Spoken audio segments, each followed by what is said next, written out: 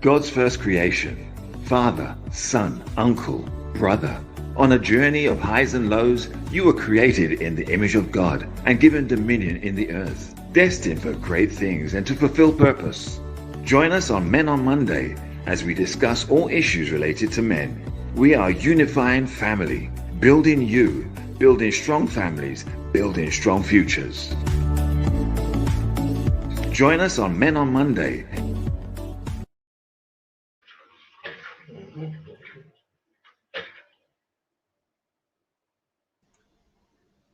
Good morning, everyone. Wherever you are, it's good to have you in company with us this morning on Men on Monday. It is the 15th day, you better believe it, of November. We're already getting ready to say goodbye to the year. I cannot believe it. We were just starting 2021, but now we're getting ready to say goodbye to 2021 and hello to 2022. Good morning. I am Marissa Boyce, your host this morning, and my co-host this morning, Melissa Sinclair Browne, Bishop Mark, Bishop Edison Bynoe, and we are here to discuss issues relating to men. The men will have their say, and I will rebut. So this morning we are we are we are talking this morning about the 9 lies that will destroy your marriage. So as we get started this morning, feel free to like and to share our post this morning as we recap and then move forward. Good morning, gentlemen. How are you today? Good morning, Marissa. When she said that we were going to be dealing about issues with men, that had me a little concerned because it sounded like if the men got bare problems and we now go sort out the men. Good morning, everyone. Hope that you had a great weekend and we look forward to a great program as we talk about these 9 different areas that impact our marriage. Good morning, everyone. It is indeed a pleasure to be here. We're thankful. And let's get right into it. Let us get discussing what these things will, do and Did how we we lose can. you there, Bishop Mark? I'm not sure. I'm not hearing you clearly. Did we lose you? Yes. Speak now.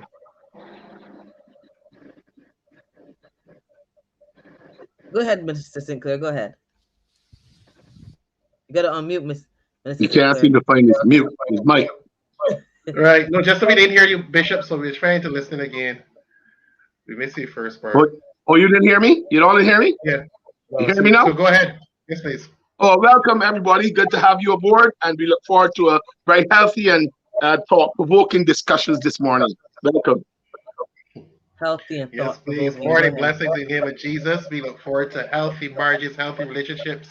Yes, men speaking, men having a voice in the name of Jesus. Amen. All right, so we've been looking over the last 2 weeks at the 9 lies, LIES, the 9 lies that will destroy your marriage. It's based on a book by Greg Smalley and Robert Paul. And these authors have sought to pen from their knowledge and their experience some of the major challenges that people enter marriage with in terms of preconceived notions that if you do this, it will work, and especially the notion that all marriage needs is love. That's not all. We need knowledge and we need to know how to abide by knowledge and grow with knowledge. So Bishop Mark there, I can see him watching his wife as she's walking past him. Yes. So I saw your face. So let's get started, Minister Sinclair, and recap this morning. Yes, please. It's good that you can still see that gleaming eye after all these years. There you go. The 9 lies that destroy marriages. The notion of happily ever after, losing yourself in the marriage, relying solely on love was in the first programs. You can always click on that and have a look at what we discussed there. Last week we looked at sacrificing who you are, meeting each other's needs, irreconcilable differences, and those were the other 3. And today we'll be looking at working hard to earn your spouse love, trying to fix your spouse, and the last one, compromise. What is it exactly? So we can get the ball rolling with Working hard to earn your spouse's love, that is a thing that is okay from my perspective. You working to show love or to express love. But one of the things that I found is that people can actually lose themselves trying so hard to get a person feel love, because they have some people that they have a deficit, and you try to make a person feel love, you end up going crazy. Yeah, so you try trying to earn a person's love. Yeah, so there's some people that they're not necessarily happy people. There's some people that are just not satisfied people, right? So you can build an environment for your love. You're supposed to feel love. So there's work in it. So you need to work hard, and that's why Bishop Mark's book is so profound. Working at marriage, because it takes work. It takes work to show love. It takes work to understand yourself, understand how to deal with another person. But to earn the person's love now is almost like an occupation, which is something totally different.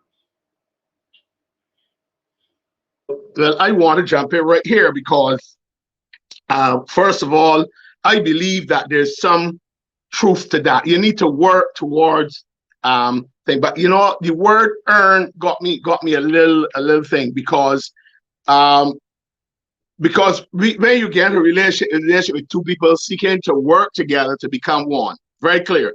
So I understand the whole concept of earning, but I don't think that we should use the word earn there in the true sense. I understand what you're saying. You need to make an effort. You need to try to, if you know your wife like flowers, buy the flowers. If you know that your wife like doing her nails, budget for it. Don't quarrel. She likes to do her hair, budget for it and have peace in the house.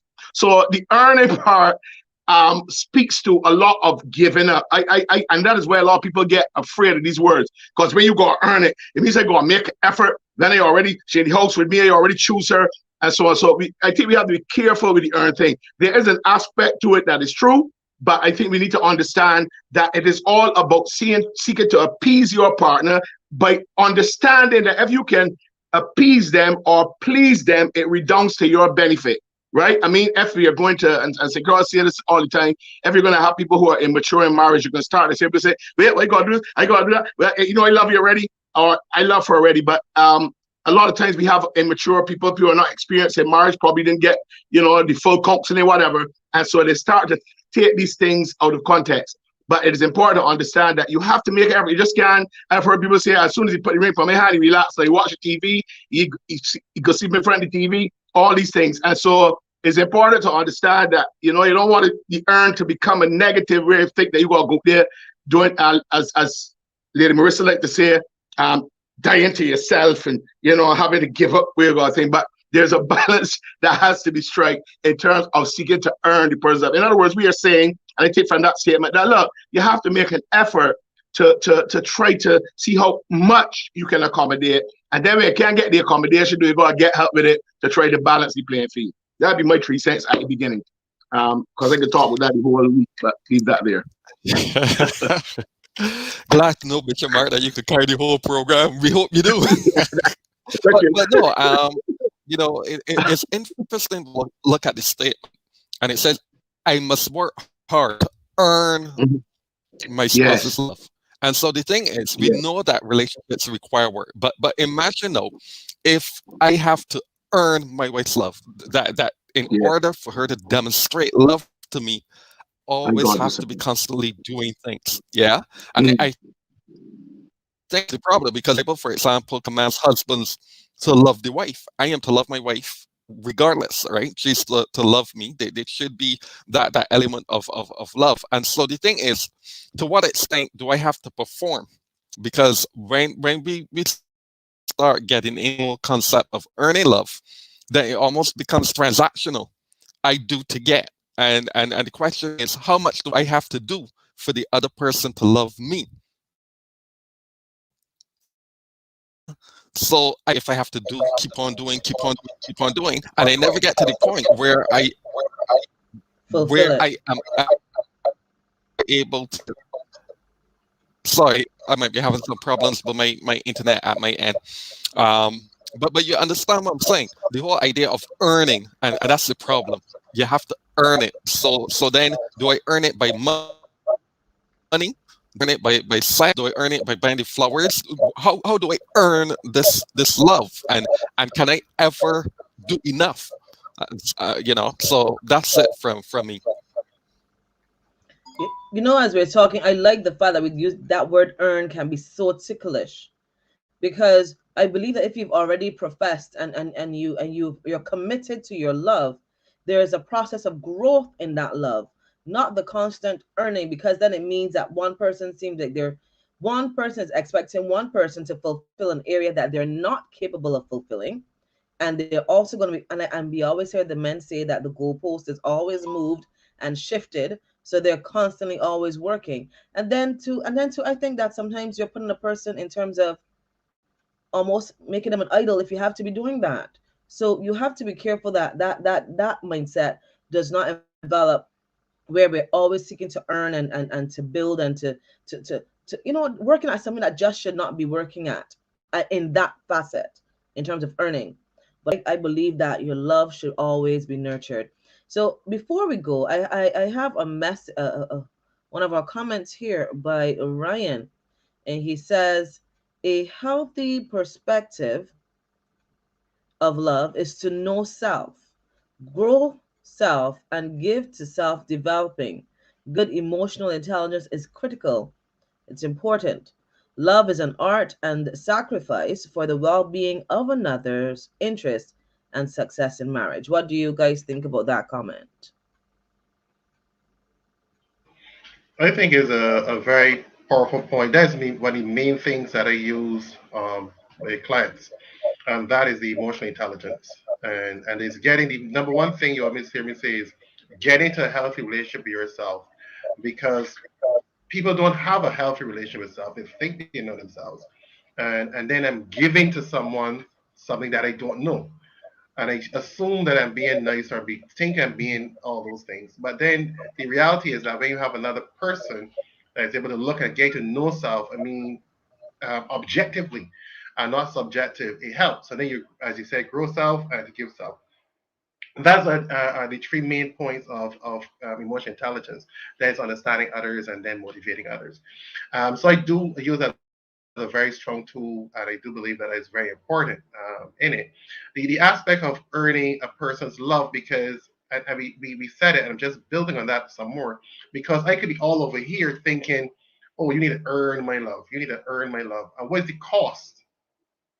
I mean, it's always the cost to earn your love. So it's almost like over here, yeah. So the wages are here, whatever, and that comes into a unhealthy barter, because love, the things we work on. We talk about working at marriage is we talk about the understanding of knowledge in a relationship. So as Bishop Mark said, you're doing things, you got to understand things. There are things you need to look at, finances, all those things.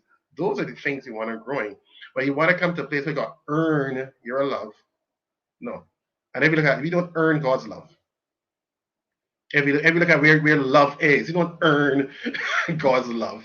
So, it'd be quite interesting that you have this God complex that I'm over here and say, you know what? You got to earn my love. You got to do this, you know what I mean? And if I don't feel that, then you can't get it reciprocated. And that is not healthy at all.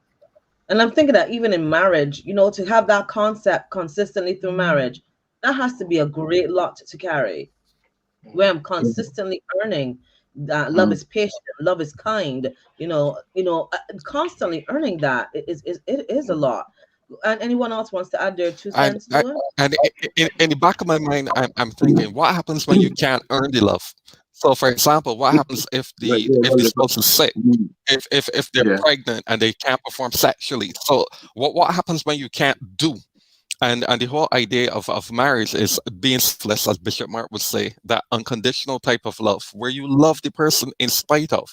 And this is dying to self. This is selflessness and that type of thing. And these are the kinds of values that build for a healthy marriage. We talked about the fact that it's not about giving 50-50, it's about giving 100%.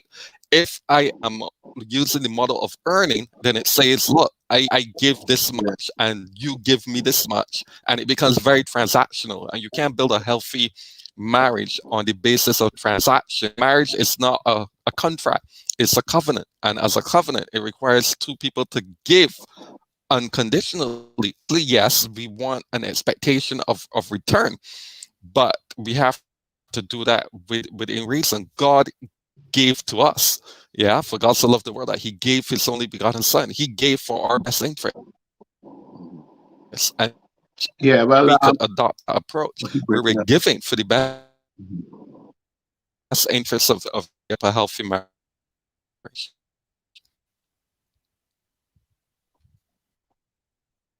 Right, I hesitated there because I know the bishop was sticking a little bit, or I know if it was from my end. But I think the word we should use though is nurture, because earn a little rough.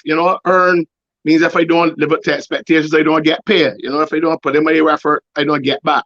And it's important for us to recognize that. I always say marriage requires work, but whenever you find people are expecting somebody to earn their love, I believe that we start with issues from the very beginning. It meant that somehow pre-marital counseling or whatever, we didn't get the right message, because it seems that that person is now into this whole thing about me. When I'm satisfied, then you will get. When I get what you're supposed to give, and I find that that's a big problem with married couples, because whenever you come to them and say, well, when I think he just do this, so we get a lot of what we call tit for tat, and that is not what should be happening. What we should be doing is nurturing. I think I like that word, nurturing the relationship. You communicate, you seek to find out what makes your partner tick, and be willing to make those adjustments. Be willing to step out and quote unquote earn a little love. There's nothing wrong with that, but not when it's demanded, or it comes to a point where if you don't do, I don't do, and if you don't do this, I ain't doing that. And we mentioned here earlier what real love is, and sometimes I always ask people, when you say you're in love, what do you mean? Do you like how the person look? Huh? You the Eros part, you like her calves? Yes. You like how they think? You like that, right? And so when you then dig deep, you find that a lot of people do not understand the agape part of love. That's why the English language is so limited, because when they realize now that the agape part of the whole love scenario means that sometimes you got to ease back and take a few blows for the partner that you love. You got to ease back and sit back and say, well, look, let me count to 1,000. Don't let me be me. Let me lean towards that person and count to 1,000 before you reply, and things of that nature. Mm-hmm. All right. So before we continue, I've got some messages for you. I want to thank Ryan for sharing his thoughts with us this morning. And it's quite interesting. We're continuing with the 9 lies that we tend to believe when it comes to marriage. We have to be aware of these lies, based on the book by Greg Smalley and Robert Paul. Now, I've got some messages for you. We've been telling you about Bishop Edison Bynoe and his book, 8 Success Factors for a Healthy Life. You can search for it now on Amazon. Get this book. And actually, we'll be delving into this. So you'll need your book as we delve into That's this. right. Make sure you get your copy. book so that we can delve into it. Also, Bishop Mark has his book, Marriage is Hard Work. And he says that he's going to be working on it, 2.0. Marriage is Hard Work 2.0. Yeah, that's how we're doing the future. So I like that. And of course, I have a daughter that's about to be doing some CXCs, and believe in this, that I saw Bishop Mark do well here in this area on Saturday. Please make sure you check out, for those of you who have students, grandchildren, nieces, nephews, you need some help in the area of mathematics and accounts. They're heading to CXC. Don't think that you're going to come and jump in 2 weeks before and think you're going to work a miracle. Let's start the miracle process right now, and make sure you connect with him. 268-1078 for mathematics and also for accounts. It's never too late to take up a new activity. And we heard that Healthy Cottage, they have their special on with their massages. Yes, please. I'll talk about that one. We're going to talk about that one day, Minister St. Clair. How it has helped me tremendously. You guys don't even know. I sat here with pain many mornings. Oh, you're a miracle to St. Clair. But let's check out Healthy Cottage, people. It works. It works at the cottage. Yes.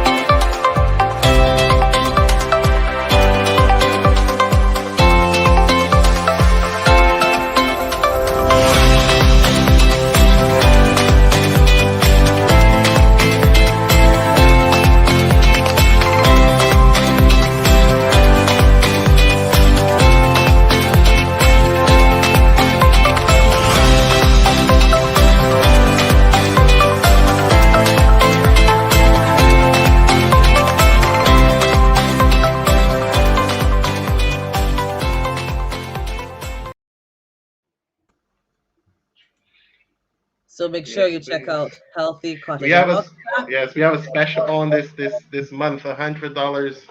We got some specials that would cost you normally 150, $175, or some even more. Actually, got one that's about $200, but you get it for $100 this month. Check out our packages. And I also want to say with Bishop Mark, I did mathematics with Bishop Mark. I failed math 3 times before, and when I did it with him, I got my grade one. So Let yes, them please. know that's a grade one student there. That's right. Yes, See, I heard his Claire will voice in tell my you, you mouth, get in my the grade brain. one if Yes, you practice and confuse your teacher. Yes. yes, I would harass him Everything in I class. said Yes. it was the opposite for this man, but he got through. He did it. He did me proud. Well done. I just want to say honestly, he did say something that changed math in my mind. Period. And that was we were in class one day, and he said because you seeing letters instead of numbers, it is still a number. It's just a number you don't know. That's right. And I'm telling you, that changed math for me. So put apples there, put oranges, put a boat there, he would go down the road. But then all of a sudden, these letters in math didn't scare me anymore, and I went on to macroeconomics, microeconomics. Wow. I look Wow. at math now, man. Send your Wow. math my way. I look it up. He lick it up, Wow. man. Look at math. I'm afraid of big things no more. Look them up, man. Listen, I have always been impacted this man's life. But what can I say? I'm like his father. What can I say? I love it. I love it. I love it. So there's a question. Of course, you can buy these Bishop Bynoe's book on Kindle. Yeah. And we're also working. Bishop Mark will get there. We're getting there. Yeah. Where we'll get this, it'll be an ebook. So we make sure we're going to get that process started out for those of you. Good morning to all of you who are with us again. Mavis, good morning to you, Ryan. Good morning to all of you who are with us, including the West Indies School of Theology students. Good morning to you with us this morning. We are looking at the 9 lies that people believe that will destroy your marriage. And I want to say that even for those who have been married for a couple of years, I've often said there are things that we may be doing and we think that they're okay, only to realize that it might not be just effective. There are always ways you can improve. Never think that because you've been married for 20 years, oh, we've been married for 20 plus years, that you've got it all figured out. I've heard True. so many people say that over the there are things, little things that they've cut out and they've added in that have made a great difference to their marriage and the quality of marriage that they experience. I also want to say to you, please like and share our live stream this morning. Hit that like and share. And I'd like to say we share a lot. The things that are positive and healthy, we need to share. Share those things that are positive and healthy. Let's build some, we share some things that when you go on people's timelines, you go like, really? Let's share our unifying family video this morning. All right. So we just talked about earning love, right, Minister Sinclair? Yes, you have to unmute and let's go. Okay, yes, please. So our second point for today, which I think is the biggest issue in marriage, trying to fix your spouse. This is I think this should be number one. It should be number one. Trying Truly. to fix your spouse is a big issue. And I remember going through this with my wife, man, and I read a particular party Bible and I open it, said, Babes, read this, you know what I mean? Or I saw a program on TV and it said, Babes, you need to watch this. Or bad book, Babes, read this, man. And she ain't read the book, or she read the Bible verse and she tell me, what you mean? I said, well, you need Jesus. Man, You needed Jesus, because if you went to that approach with her, I can tell you she ain't even hearing nothing you say. yeah, That's correct. it's like the foolishness. And that's what a lot of us do. We go in there trying to fix the person. If you would do this, then it'd be okay. Sinclair, let them know you did that. You don't know. You don't do that. You did that I before. did that, yeah, But I yeah, don't of think course, that's yeah. the way to do it now. No, that's why I become a good therapist. I do all the junk. So I know it's not what not to do now. So I teach people shortcuts. Yeah, Yeah. so I did go through a lot of that trying to fix my wife. So it is not going to fix your spouse. Don't ever think that if they try to go in there and use any books and all those things, and many people do that, they're going to buy a book for the husband and say, oh, read Yeah, this. read that. Yeah. You know what I mean? Or even the Men on Monday programs, oh, I want my husband to watch this. You know what I mean? That is all. That is, while it's a good program, it could come over. So you want me to fix me, but what about yourself? Mm. Help Yeah. us, Jesus. Well, with me, I just like Sinclair, you think, and I don't think that you do it out of Malice. being vindictive or you want to redo your spouse. But sometimes you look on and you see things that need to be changed and so on. And what you do, you want it, you think you are helping, but I agree that it causes then situations to happen. I hear a noise somewhere, I don't know. Um, um, yeah, so as I was saying, but what I realize is that when you think that your partner wants fixing, they're on the other side thinking that you want fixing too, right? And that is where the challenge comes. And that's why we talk here all the time about communicating and also giving up. A lot of times people get into trouble with this whole thing about trying to fix one another is that one become, even although you may not mean it, but become over with this maybe condescending thing. And from the men's side, I'm going to represent the men a little bit. I always tell the ladies though that if they have a issue, speak it out. Don't show an expression, but a simple example. Maybe you left the shirt on the chair or the shoes under the chair, whatever. And instead of saying, "But honey, you don't like that," you give a look like if the person will do the worst thing on God's earth. And so that is why it's important to talk about these things and I always call it make concessions, because if you don't do that, you're going to frustrate yourself trying to get that person to be like you.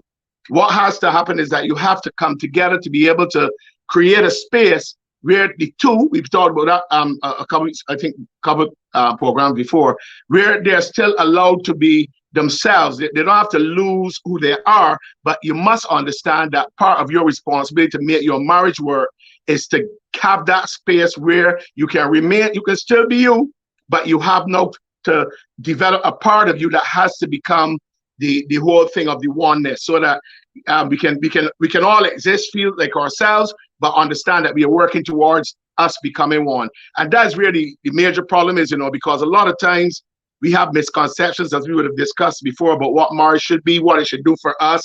You hear the ladies say, "Well, I'm not going to compromise on that," and you might very well need to compromise on something that you are very strong on in order to benefit or for your marriage to benefit.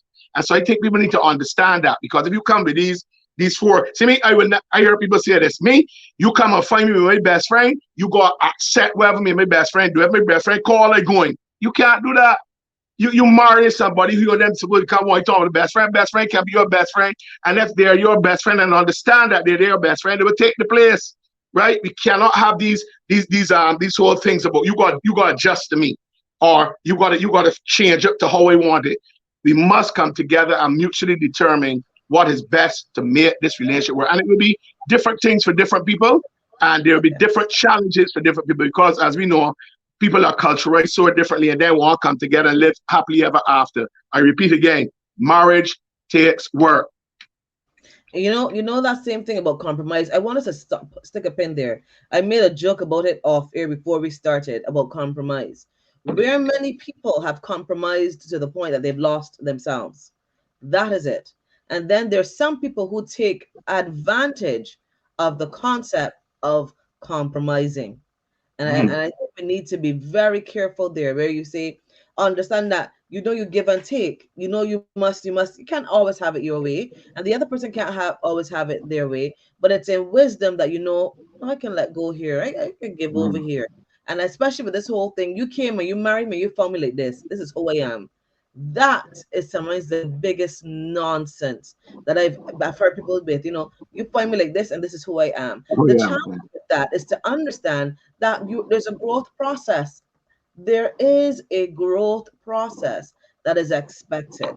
I don't think that any of us look back and see 10 years ago the person that we have been to become that person, to still be that person. There's still certain facets of us that will still be present. But I don't think that we are really look at ourselves 10 years ago the same person. So I think we must understand that there's some level of growth that's expected, but I don't think that we should compromise and lose ourselves.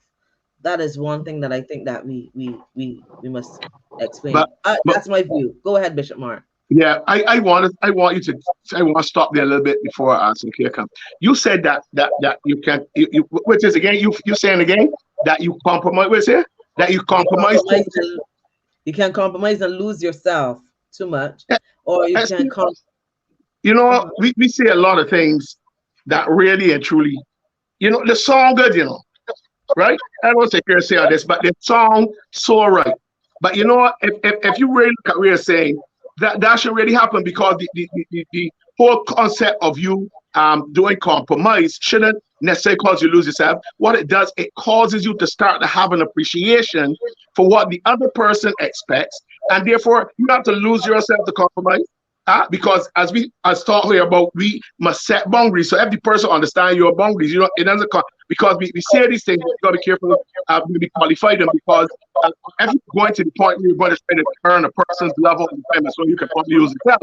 But if you are seeking to compromise, you do not necessarily have to lose yourself in the process. But if you don't have, as we said earlier, if you don't have a strong self-esteem, if you don't have a strong confidence in your ability to maneuver and change and all of that, that's where the problem will come because you might find yourself being subservient to the person to keep them.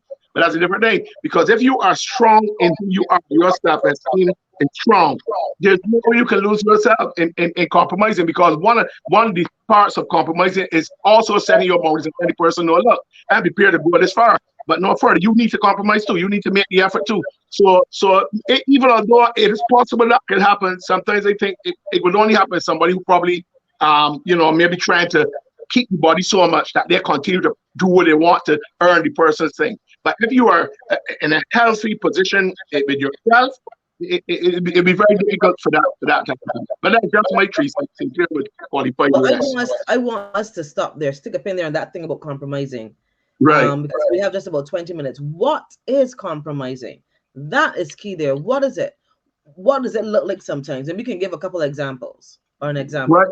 Right, but you see, that's what we were saying at the beginning when they address your statement. That's what they were talking about because we think that compromise means that you can lose yourself. I got everything the body says something. I go with them for I want to keep them. I want to keep them. The compromise is that having had discussion and having discussed and looked at all the facts, you make a decision to do something to the benefit of the marriage first, which obviously is related to the other person, but you dealing with the marriage. So therefore, you don't see it as, oh, you got to give up this for her. You are compromising or giving up something or adjusting something, because not only giving up, but adjusting something so that the marriage can be stronger. So it is not that you are giving up something. You are seeking to maneuver differently so that the marriage itself will benefit and it will redound to your benefit too.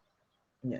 All right. Bishop Edison says the word compromise is being used negatively. It can be a weak form of dealing with conflict. Right. It requires each side to sacrifice what is important to them. That's why I want us to explain compromise, because when people hear compromise, there are a lot of people, the guard goes up where they go like, okay, I gotta compromise. Okay, so I'm gonna give up something that I like, and I'm losing something. But it is also for both parties to understand that. And compromising can be only on one person's part all the time. That is something that we need to be aware of. If you're in a relationship where you're expected to, okay, you want macaroni pie, but the person wants mashed potatoes, and every time it is macaroni pie, you have to give up to have mashed potatoes. That is not healthy compromising. That is not healthy compromising. It is to understand that there's a time when you will make that sacrifice, and there's a time when that person will make that sacrifice, and both parties are healthier for it. Or you do mashed potato and macaroni. In a compromise, you do both. Even that, if it's possible. But it's interesting about setting these boundaries where you're compromising. Minister Sinclair, let's talk about that. Setting boundaries, well, in terms of the aspect of compromising, because I know there are lots of people, when they hear compromising, their guard goes right up. Go ahead. Yeah. I guess as Bishop Edson has said, I just look at the definition of compromise. This is from Oxford. An agreement or a settlement of a dispute that is reached by each side making concession. So that is, as Bishop Mark was saying, we both make macaroni pie and mashed potato, or, we do a 50-50. There's also the verb settle dispute by mutual concession. And I think the one that scares a lot of people is the last one, to accept standards that are lower than is desirable. And I think that when people hear compromise, they more hear that part more than the healthier part of Yes. compromise. It is like Copy and the paste other that in the can't. chat, Sinclair, while you talk, Hmm? right? Pardon? Copy and paste that in the chat so we know what Okay, no compromise means. problem. Yeah. Right, and I think it goes along with with his brother, submission. When we hear submission and compromise, it's like the Love. cancer is like this skin started to itch now. So it is kind of understanding that these things are healthy, and we have to kind of understand that because you have the definition in your head doesn't mean that that's what it is, because you have to compromise in any relationship. If you go in the bank, a bank loan relationship, there's a compromise. Maybe you go to study at a place, there is a compromise. So sometimes we don't understand things called sacrifice. A sacrifice is an investment in the future. And there's something called delayed gratification. There are all these different things. There's growth. So you cannot grow without discomfort. You cannot grow without being uncomfortable. And most people do not like to be uncomfortable. That's why relationships causing problems. Because it's always about me, and I need to stay comfortable. I need to have it my way. Yes. And even with unhealthy boundaries, that's why people have unhealthy boundaries, because they don't want to have to face the unhealthiness, these emotions, so they eradicate boundaries. So there's some people have to tell them, you got to get comfortable being uncomfortable. Not everything is going to be peaceable. Not everything is going to be hunky dory. So that's when the reason for compromise, because debate and discussions is healthy, having healthy negotiations. And unfortunately, I mean, based on scientific things, women do not negotiate well. That's one of the reasons they end up compromising or allowing things to go, because conflict can cause issues with some people. So I know I have to teach people how to have healthy conflict, healthy discussions, even if with conflict. It makes them uncomfortable, so that with compromise, it is a good thing. So there are things that Bishop Essence mentioned about trying to fix your spouse. Your spouse is not a project. I think that's very powerful. There's some people that go in there trying to fix their spouse, thinking that, if, I like him, but, if he fix his shoes and comb his hair and shave, he'll be doing pretty okay. So yeah, your spouse is not a project. And I have several times I had to say to clients, stop making your man a project. He's not a project. Stop trying to save the guy. You know what I mean? The boy doesn't need saving. Stop it. And that is where people can feel, let me fix this person. And Bishop also went on to say, spouses should encourage each other to do better. And there's a difference in the relationship with each other. There's aspect of cheerleading. There's a place of almost coaching, if you want to call it. So encouraging is different to, speaking down to a person. I tell you 100 times and you're not listening, and that the person's not a child, right? We can nurture each other, but nurturing is not fixing. He made on the last part, he said, our responsibility is not to be our spouse's savior. And I think that is a very powerful point. A lot of us want to be Jesus to our spouses. We want to be the Jesus for them. And we're there to provide support and encouragement, and not necessarily to save the person. So I think those are some very powerful points as far as building each other up. Yes. And I think that should lead us to our last point. Yes, because I was just going to Yes. tell you, and that's interesting. We must understand that we are not Jesus. Yeah, we're not And Jesus. stop, that complex there. You're not Jesus. You're not going to get it No, all right, and they are not going to get it all right. Our no. final point before we get ready to say goodbye. Yes, compromise. It comes to the same when we talk about compromise. What is it exactly? And Right. the Because you're same thing talking with the about compromise, as they give a definition, I said I'll post it, I will copy and post it in the chat. That compromise is not a bad thing. It doesn't mean losing yourself. And I do find, believe it or not, as much women find that compromise is a bad thing, and we find that a lot of men, unfortunately, have been losing themselves in a relationship, because what's happening is that a lot of guys don't want to become what society has deemed them as. Men are bad. Men are these people that walk out and leave their children. So mothers are good, fathers are bad, women are good, men are bad. And do you have bad women? Yes. Do you have bad men? Yes. Do you have bad wives? Yes. And do you have bad husbands? Yes. But I find the difference is that men get checked when they behave bad. You have a man cheat, Everybody, he cheat. The wife know he's a bad person. Society says, he's bad. But if a woman cheats, it's almost you hear the language like, what did he do that she had to go out, or what was he not doing to, what I mean? So there's this behavior that is happening Mhm. that is causing a lot of men to compromise beyond, and they're losing themselves. So they're trying not to be bad. They're not trying to, so they don't have strong backbones, right? They're men's abusive, so we put those in a bucket. We're not talking about abusive guys. We're talking about for these other guys now that it's difficult for them to put a full stop and have a standard. Oh, there's girls telling them, or wives telling their husbands, oh, this is my best friend. He's my best friend before you, and they're going out, and the man trying to be understanding that this is her best friend, and they go, on a Friday night, and he's at home and he's uncomfortable. He can't say anything because he don't want to seem like a bad guy.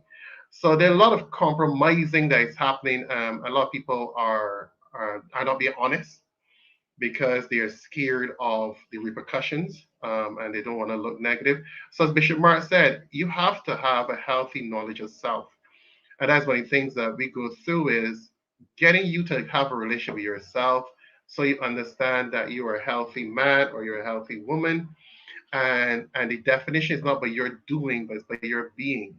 God defines you, and then your actions are a result. So a person can't come and say you're not a man, or you're not a real man, or you're not a real wife, and all those things. I may do things that might not be pleasing to you, fine, but it's not my definition. So I don't have to then go off and then start to accept things that make me uncomfortable. And we're talking about healthy negotiations, and that is the way if you bring a third party into it, because I may have a concept that thinks that I'm okay, and it might not be. So sitting with a third party now shows, no, Sinclair, you're unhealthy. You're very, very unhealthy. So you can't compromise. This is not a compromising situation to ask your wife to do this, because this is not a healthy variable. And that is where you need to get neutral people to help us to navigate some of those things. Because some things with a compromise will not be compromised, end up being abusive. Yeah, well, I agree with you. And I think, Joe, like Marissa was saying, the same way we had this whole thing about the other definition and is negative, we have to see compromise as positive and accept from the very beginning that compromising is going to be very important to any marriage that gets work, any relationship, as a matter of fact. Because we as human beings tend to think, well, we are always right. Our opinion is the most valued opinion in the world. But what has to happen is that we have to come from a position and say, look, if I'm going to go into this relationship and I'm going to make it work, I am going to have to compromise. I'm going to have to give up stuff. So in the long run, the relationship benefits, and by extension, you benefit. Quite a number of things. I told me coming up the kitchen, that has been done to my benefit. If I get breakfast now every morning, unless it's birthday, I feel to help the wife, that because I came out the kitchen, I want to cook. I did cooking, I did the batching for 10 years, I know to cook. I cooking from 11. And so the compromise, and there were other compromises. For example, I am a saver. My wife still feels, when she works, that she should get something of her money. All of us feel that way. But when you're looking at the overall scenario and you want to travel or whatever, you got to learn to save.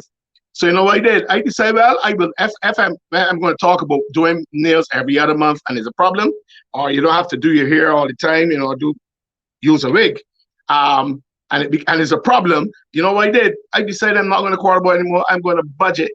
I'm going to compromise and budget for it, so that when she does her thing, I drop in the little back up there in the savings for when we travel. So, and everybody's not like me and my wife are Sinclair's wife, but what we are saying is that anything you do, even in your job, but people can compromise in a job because they get a paycheck. But see your marriage benefiting when you compromise. See you getting a bonus.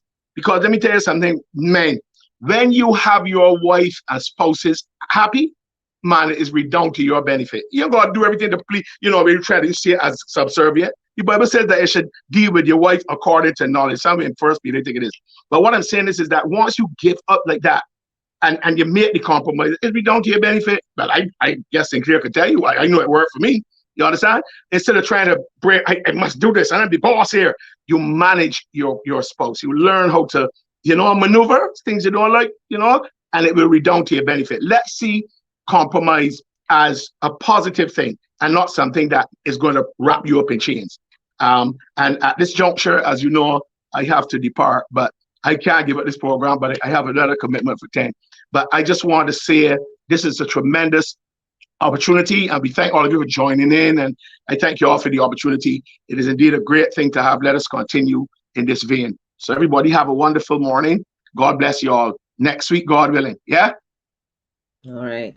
And I think on that note, we're actually going to get ready to Right. also say goodbye for our show this morning. I think we're having a little bit of some technical challenges this morning with our guests. Also, I'm hearing Mia saying she's getting some feedback. I'm also getting a little bit of noise. I'm not sure what's going on. But I like what we talk about in terms of understanding what compromising is. And I like what Minister Sinclair posted here. Settle a dispute by mutual concession.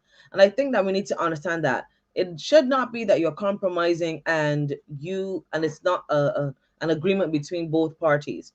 Both parties must come to a place where we have come to this mutual adjustment agreement so that everyone can get the best out of it. And at times, there are times where you have to give away, and that person will also have to give away. I think we've come to the end. Minister Sinclair, I know Bishop Edison is still here with us, even though we're not seeing his face with us. He's still making his comments and his contributions this morning. So let's recap, Minister Sinclair, those 9 lies that persons have. If you don't be careful, be aware of them. And we post them throughout our video. I'm sure that Minister Sinclair will post them again as we end, in case you missed it. Those 9 lies based on the book by Greg Smalley and Robert Paul. Unmute and let's go. Sorry with that. Yes. So the 9 lives that we've been allowing in our relationship. So we need to cancel all these, break these crazy statements. The first one is the notion of happily ever after. There is no happily ever after. It's not a destination. Marriage is a journey. So happiness is not the end on being in a marriage. There can be good times and there'll be bad times. So enjoy the journey, the mountaintops and the valleys. Losing yourself in the marriage, you should not be losing yourself in the marriage. You should be learning who you are in the marriage. You should be growing in the marriage. Relying solely on love, that is my number one thing. I got a couple number ones in here. That marriage is the foundation of marriage is not love. It is knowledge. It is knowledge. It is knowledge. And love now is kept inside of the knowledge of relationship. Sacrificing who you are should not be part of that process. Meeting each other's needs, and that is a healthy variable, but it becomes unhealthy because I should be meeting my needs. I should know my needs are and finding ways to have those filled. Irreconcilable differences, there are differences that we will never get reconciled, and we need to be okay with that. Working hard to earn your spouse's love, that word earn should not be in your language in any form or fashion. Trying to fix your spouse should not be part of your rebel. You are not Jesus. Yes, your partner is not a project.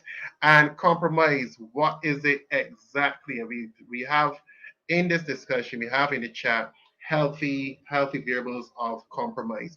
Compromise should not be a place of once again taken away. It should be a place of growth in the marriage.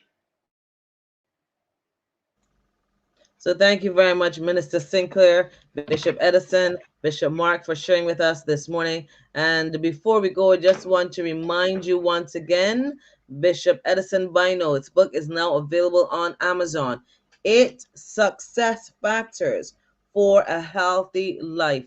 And we're going to be, I think in the new year, we're going to be delving into this. Let's start, we always talk about people talk about resolutions. We're not talking about resolutions. We're talking about creating some healthy habits and being enlightened on what we can change so we can improve. Bishop Mark right now hosting lessons Mondays, Saturdays, Fridays, Saturdays. Check him out where you can find out how you can also take advantage of these mathematics and accounts lessons. So please check it out. And right now, Healthy Cottage has a big special on where you're taking advantage of some of the massages and the services offered by Healthy Cottage. And let's tell them again, Minister Sinclair. Yes, we have $100 special for November, and we have something called a back show. So it's like a facial on your back. So it's very, very good. We say we're having some head massages, some good combinations that would normally cost $150, $175, and you're having those for $100. And as Marissa mentioned, as their testimony, if you have sciatica, we are here to help you with those pains. A lot of people suffer with that, so we are here to assist persons to relieve of that pain. Let me just tell them, I had sciatica terribly. I had an accident a couple years ago, and it was still, I think it was 2018, and it was still affecting me all till now. And in the last couple of months, I had it, I think before May. It's before May, St. Clair. And I had this pain. Sometimes I could not sit, I could not stand. I'd be in the show, and the pain was terrible. I'm sitting here trying to manage. But then I visited Healthy Cottage, and my pain has eased considerably. Still have to continue some sessions to finish, but my pain has eased considerably. I'm telling you, check out Healthy Cottage. Check them out for all your health needs. And there's nothing like pampering yourself. Pamper yourself at Healthy Cottage. Well, until God bless you. Have a great one. And that has been today's edition of Men on Monday.